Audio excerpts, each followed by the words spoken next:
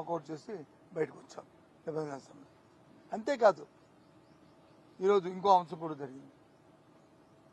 అందరం కూడా మంచి వాతావరణంలో స్పోర్ట్స్ కండక్ట్ చేద్దామని చెప్పారు. మేము సంతోషించాం, అందరూ సంతోషించాం. మంచి ఆహ్లాదకర వాతావరణంలో జరుగుతుంది.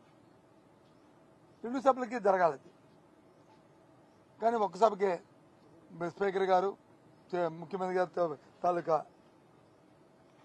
ఫొటోస్ తప్ప చైర్మన్ గారి ఫోటోను ఎక్కడా కూడా వేయకపోవడం అనేది అది వేలెత్తి అడిగాం. అధికారుల మీద చర్య తీసుకోమన్నాం.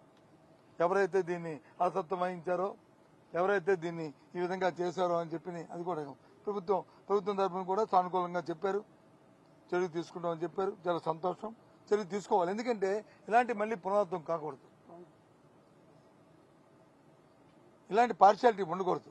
సభ అంటే శాసనసభ కంటే శాసనసభ ఇంకా గౌరవంగా ఉండాలి. అంతే కించపరిచేట్టుగా సభాధ్యక్షులు కానీ మెంబర్లు కానీ ఎవరిని కానీ ఉండకూడదు అనేది మా ఉద్దేశం.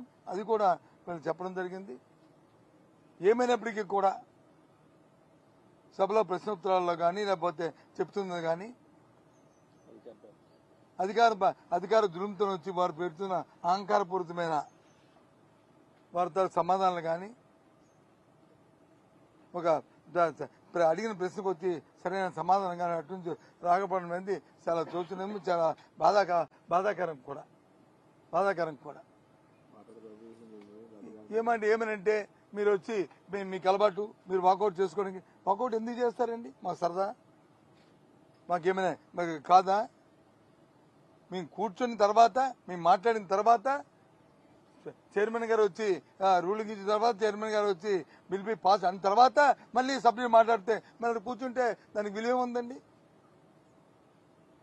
దానికి ఆలోచన ఏముందండి? అందుకే మేము సభ నుంచి వాకౌట్ వచ్చాము. కాబట్టి ఈ ప్రభుత్వానికి ఈ చట్టసభల పట్ల ఏమాత్రమే గౌరవం ఉందో, ఏమాత్రమే వాళ్ళ ఆలోచనలో ఏ విధంగా ఆలోచిస్తున్నారో మరి రాష్ట్ర ప్రజానికి చూడమని చెప్పి కోరుతున్నాను.